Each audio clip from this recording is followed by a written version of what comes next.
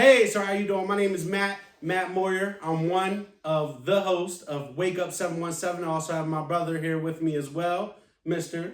Tone Cook. Push. You know who we are. Channel 5 Ratchet News and Push. Wake Up 717. We wanted to discuss a very prevalent issue in our neighborhood and our communities that we all struggle with. It's mental health and mental health awareness and the effects of trauma. We actually have seen a lot of stories in our news lately in the area where it goes untalked about. And because of that, it creates a lot of turmoil. We've seen your comments. We've seen your rhetoric. We have seen these subjects that you guys have spoken on. And we want to be able to speak about it openly. So today we have a very special guest, our lovely guest, Dr. Taylor Bryant. Hello, everyone. Thank you for having me. Yes, we appreciate you for coming. Definitely appreciate you for being here. Yes, so could you just tell them a little bit about yourself? Where do you want me to start? I want you to start with, how long did it take you to become a doctor? Oh, that journey took about 6 years. The PhD itself took about 6 years. I had to go through classes and then I had to write a dissertation. Okay. And that whole process was self-directed. I had kids in between there, so it took me about 4 years to write my dissertation. Okay. But the focus of that was female sex offenders. Okay. And the trauma that they've experienced in their lives.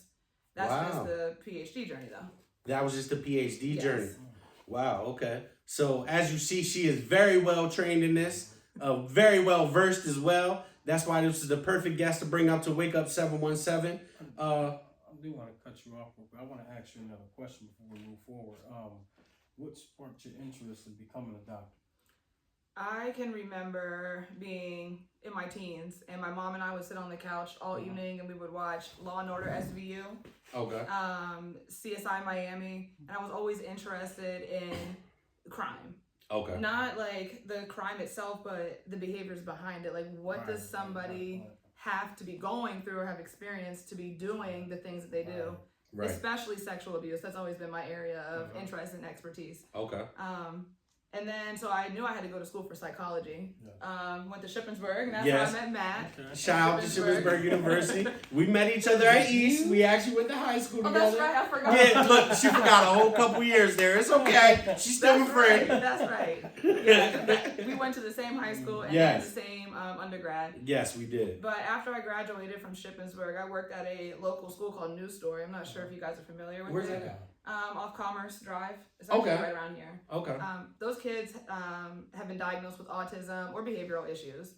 But I was placed on a young girl who had extensive sexual, hypersexual behaviors, and nobody could handle her. So I tried, and she was doing a lot. She had, in my opinion, undiagnosed multiple personalities because you could see her going in and out of different personalities. Wow. Okay. But from that point forward, I was like, this is my area. Like, I need to understand Okay. what's happening for these people. So it took me all the way up to the PhD journey in forensic psychology.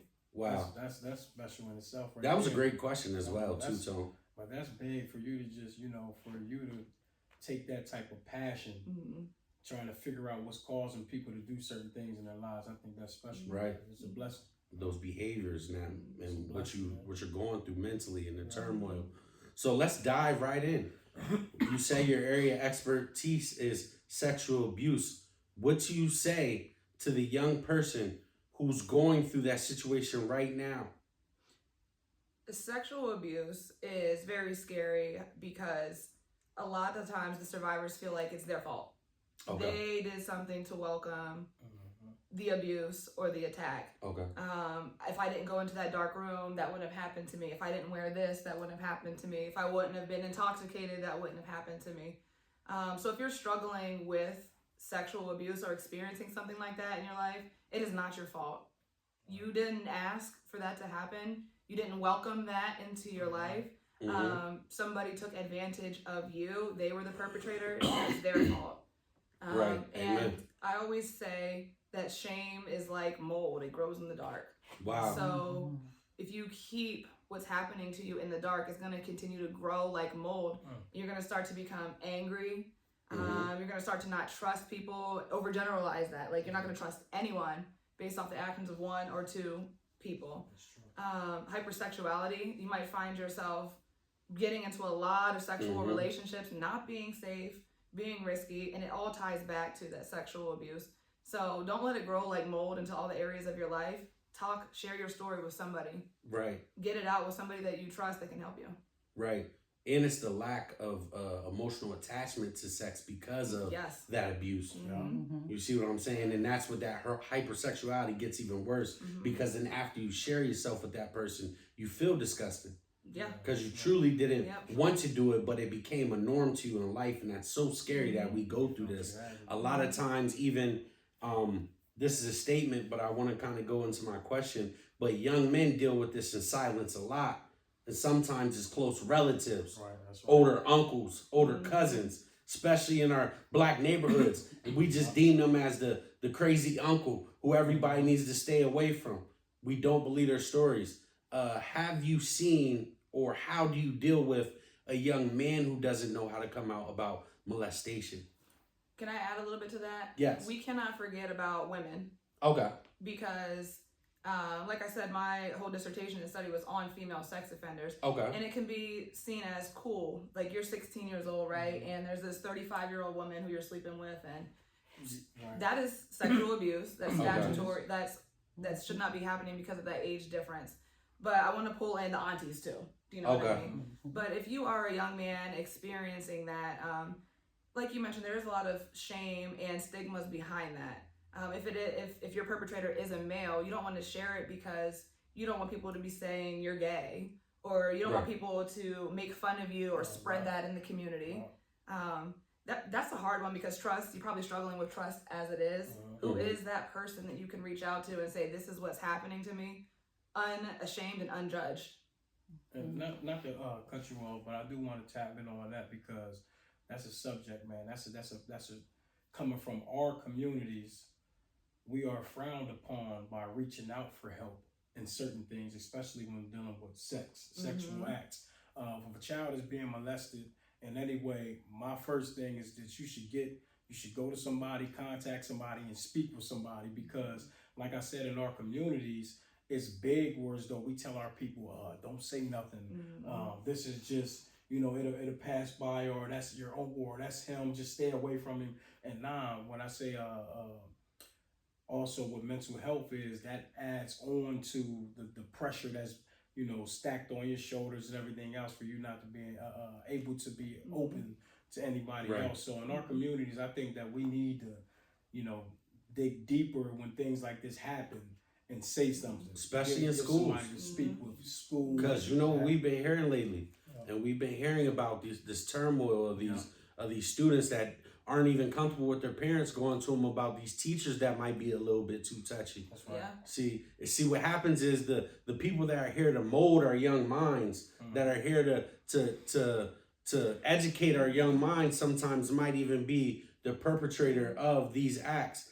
And we just want to make it open for you. Speak to somebody you trust, find somebody, whoever that somebody is, and don't feel bad for being the person who says this is wrong.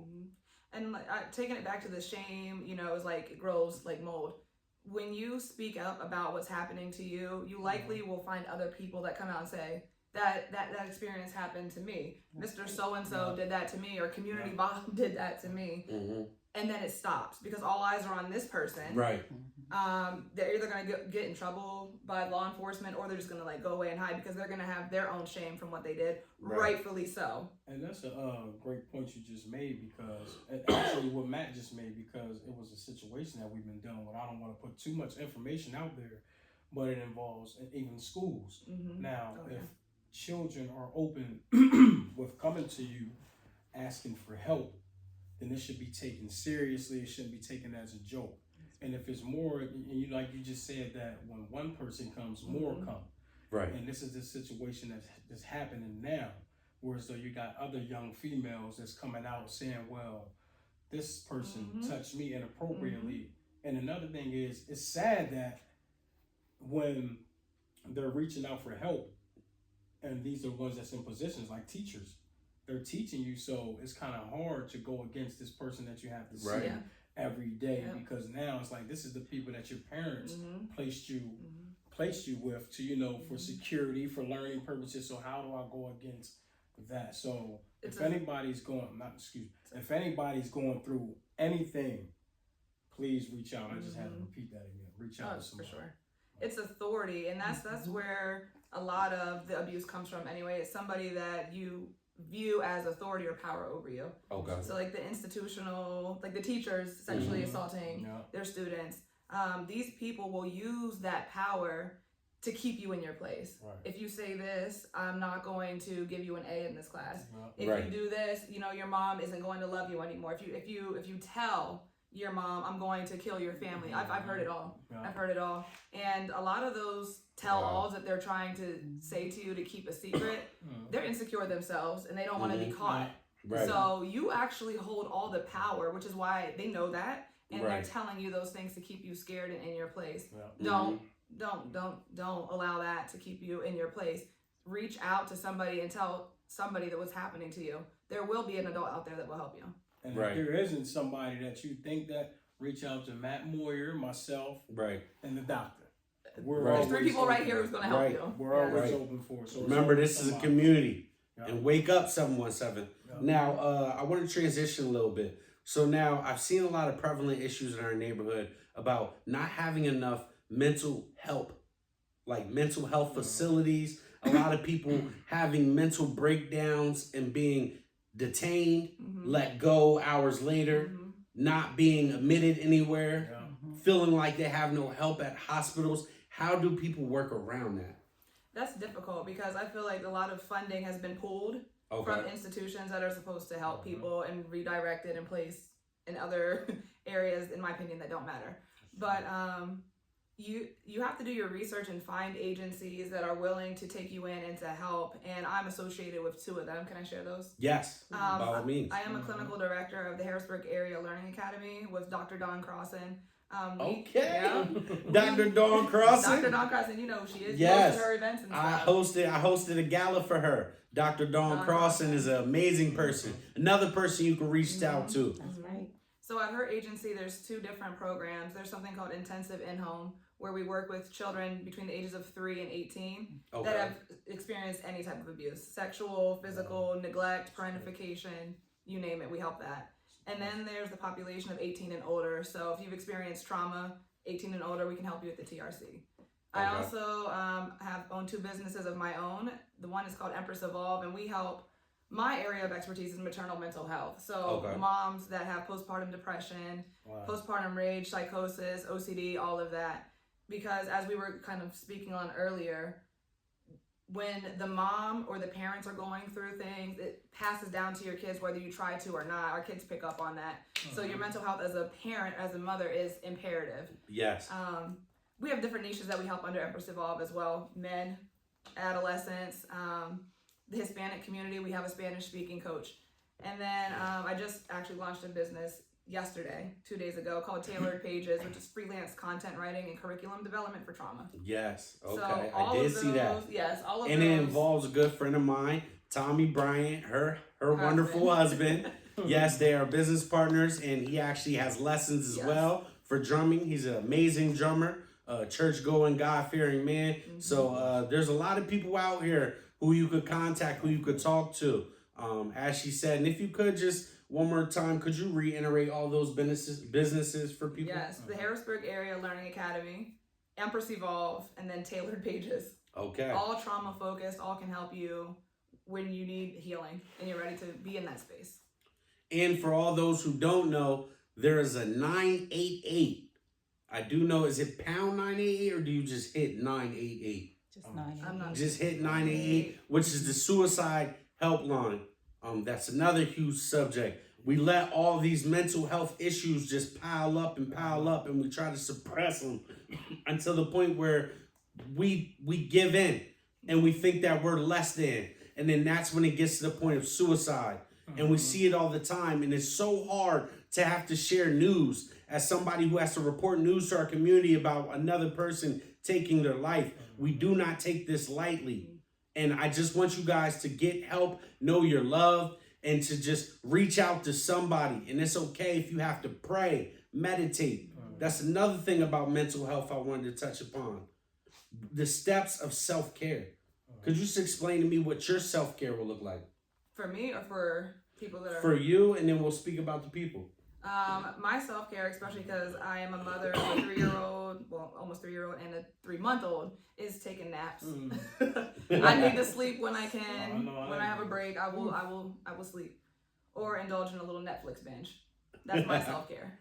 Okay, so you see, she gets that sleep. Not to cut you off. Oh, that's a beautiful self-care, because I understand how Tyler dealing with. Yeah, I know. So guys both have young kids. I got a 2-year-old son and a 2-year-old daughter. So, but I want to say, I want to speak on myself and Matt Moyer. Mm-hmm. You do a whole lot in our communities. You see a whole lot in our communities. Some stuff people don't even get to see because you won't allow them to see. Right. Myself, do a whole lot in the community. So I want to say this before we move any further is, make sure you check up on yourself. Right. Absolutely. And I take the same advice from me, because just, not too long ago, I was allowing things. I've been dealing with death and death and death and death from the closest people to me, and then seeing friends and family burying their children. So a lot just building up. And what I failed to do is allow somebody to just hear me out. Just allow somebody to just hear me out. And it came out the wrong way. I started lashing out. I was taking things out on people who probably didn't even deserve it.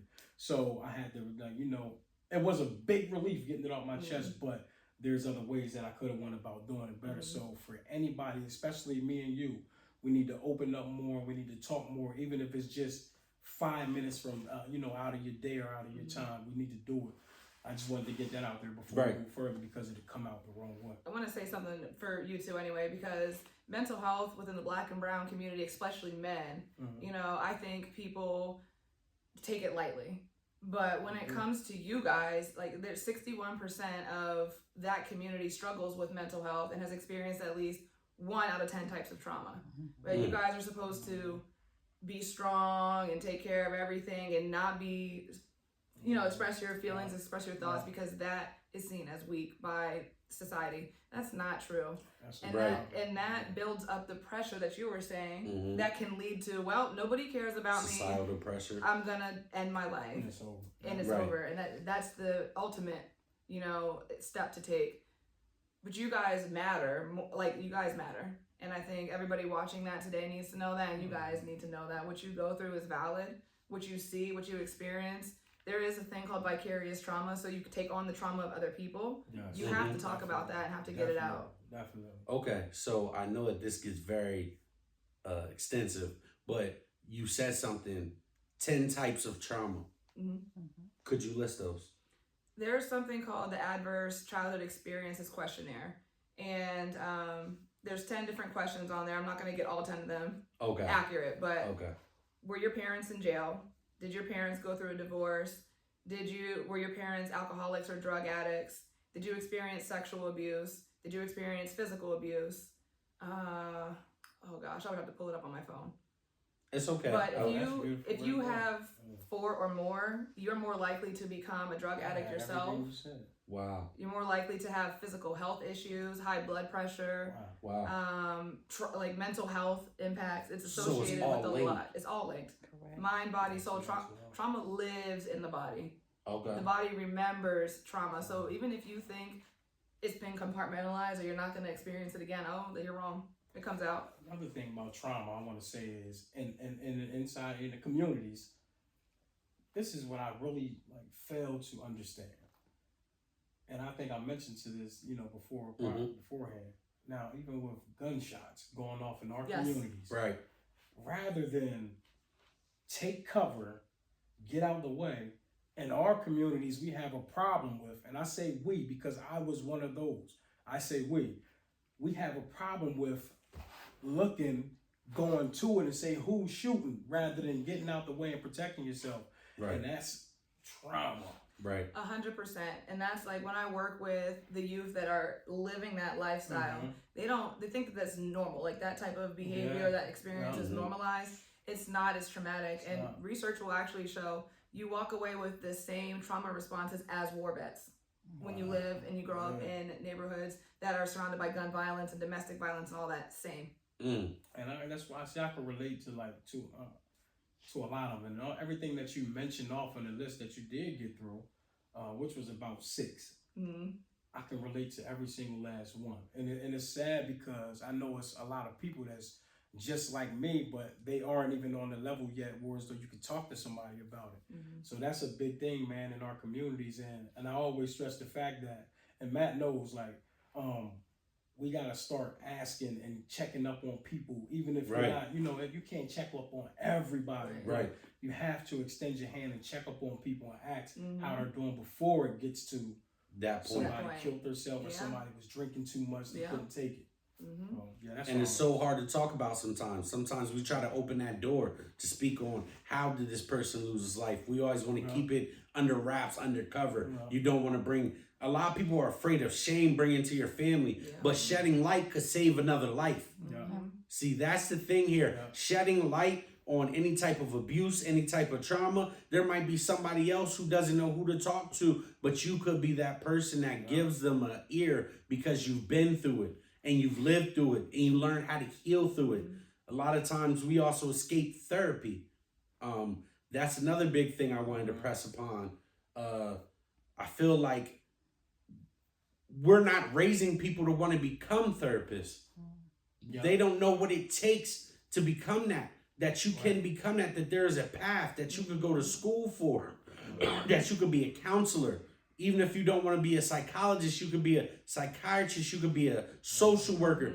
Know that there are opportunities out here. And in our community, I feel like these kids need to know that there's other ways to get out and that those ways can help you to help others. I want to piggyback on that. I think it's important for people that look like us to get into the field of mental health, because when you think about it, and I'm just pulling from the research, when you think about it, it's hard to go seek help from somebody that doesn't look like you because they don't understand you. And they already have some preconceived notions about why you might be going through what you're going through. If you've experienced your own trauma or your own difficult life circumstances and done some work, I would rather go to somebody that looks like me that has similar experiences because they can probably help me better than somebody that hasn't. So if you have that passion on your heart, wholeheartedly see what that looks like for your path in your career. I've worked with a lot of young women and young men in my time who've reached out to me actually and said, hey, I'm in school for psychology now because of you. Wow. So Amen. to be able to inspire them to want to help other people is important. Yes, definitely is a blessing. I know that there's a lot of kids who don't know what they want to be or don't know if it's cool to say that you want to be that. But it's not it's about let's make it cool. Let's make mental health awareness cool. Let's make checking on each other, talking to each other about pertinent issues. Even if you're afraid, don't be afraid of judgment. We need to have release. Learn self-care. Learn what self-love looks like. Learn what you need to do for that release so that you can heal. Now, I'm talking about meditation. I'm talking about exercise. It could be just taking some deep breaths and recentering your focus, realigning yourself. Make sure that you're able to talk to people so that you're not having displaced aggression with others. Yeah, I want to elaborate on what you said as far as give them more things that we should do to help us out. And I think that in our communities is big on don't cry. Right. Yeah. Don't cry. Toughen up. Men don't cry. We spoke about this too. Right. Men don't cry. And that's one of the biggest things that I try to like express to people. Like, man, it don't make you a punk to cry because I was taught not to cry. You know what that led up to me? Me not crying and letting everything hold in. Yeah. Then it comes death. Then it comes me being in the streets, but I'm still holding it all in. And guess what happened? Boom! Yeah. Now I'm one of the ones running around involved in everything inside of the community, inside of our city, the not so good things, the shootings, the hurting people, all because I wanted to let everything built up and I was afraid to open up and talk. And here's the thing about that, avoidance is what people do. Because it's so much easier to not have the conversations because it makes you uncomfortable. Right. The shame, the all those emotions that come with it. It works in the short term. That's why we avoid. But in the long term, it has those type of impacts. Right there. It does. So it's important. So once you acknowledge you're feeling some type of way about it, you get it out. You know, it's okay for men to cry. It's okay for men to feel. I do want to speak about some of the kids that I've worked with in the community. I know people like to make fun of these young men that want to be rappers, but when you look at what they're writing, that's a trauma narrative. They're talking about the things that they've seen. They're talking about how it's made them feel, the loss of their friends. Like that's whether they got the flow or not, right? They're getting that out. So we should not put them down for that or make fun of them for that. We shouldn't. It's their way of working through what's on their mind. With the music, and it's a blessing that you said. I was about to say crazy, but it's not crazy because not too long ago, I don't know, I think probably me and Matt were speaking, and the music, it has parental advisory. Some people aren't, mature enough to separate the two. But when you got children, like you said, you got guys or whoever writing about some things that happen, that's trauma. Yes. So we got to understand the other side of things too when it comes to this music. When you're writing your music, you're writing your raps, keep it in music. It's only music, it's entertainment. It should be a way that you can, like she said, your release. That's where the release goes, and it should stop there. They don't tell you to have nothing to prove. Shoot and go and kill somebody else. So don't get that twisted. Well, that's a way to release. That's not the way to release it. Release it through your words, not through gunshots. Right. Let your words be the magazine. It's time that we start caring about each other. Maybe if we listen to one another, give somebody a lending ear, a helping hand, we could change the narrative that we are a city that doesn't care about mental health awareness. I'm sick of us arguing about situations, trying to keep it under the rug, trying to keep a silence to it. We need to talk about the SA. We need to talk about sexual assault. We need to talk about sexual assault. We need to talk about the mental health. We need to talk about the trauma. I'm so glad that we got this opportunity to just even have you here. Thank you for reaching out. Of course. She said she wanted to do a podcast. We're so glad that she chose Wake Up 717. I just want to say that this has been a great experience speaking with you both. Definitely. One more time, if you could, just list your personal businesses and how people could reach out to Dr. Teller Bryant, and then we'll probably wrap this up. 3 different businesses depending on where you're at. So if you have insurance, you can go to the Harrisburg Area Learning Academy. Anything trauma, we can help you from ages 3 to 99, 125, whatever. However old you are, we can help you there. With Empress Evolve, I am private pay only, but we help with maternal mental health, men, adolescents, domestic violence, relationship disintegration, complex family systems that have a whole bunch of generational trauma, and the Hispanic community. We have a coach that speaks Spanish. Bilingual, yes. Love it. And then for any agency out there, I can help you with curriculum development, freelance writing of blog articles, or developing a whole mental health program for your agency. I do that as well. Okay, as you see. Yes, you can reach out to me at taylor@empressevolve.com. We appreciate you, man. Yes, we do. We appreciate you a lot. Oh, one thing that we did forget about. Ladies, your feelings are valid. That postpartum depression is real. Reach out. She told you that she specializes in this. Don't go unhealed. Heal yourself. Get through this so that you could be a vessel of love and caring to your child, because you have been through trauma and we don't want it to go on to the next generation. We're here to break generational curses. That's what Empress Evolve is about. That's what Channel 5 is about. That's what Push is about. And that's what Wake Up 717 is about. I want to say thank you. We love you all. Thank you for tuning in. And this is Wake Up 717 with Matt Moyer. And let's get it. Y'all have a great one. Have a good evening. That was great.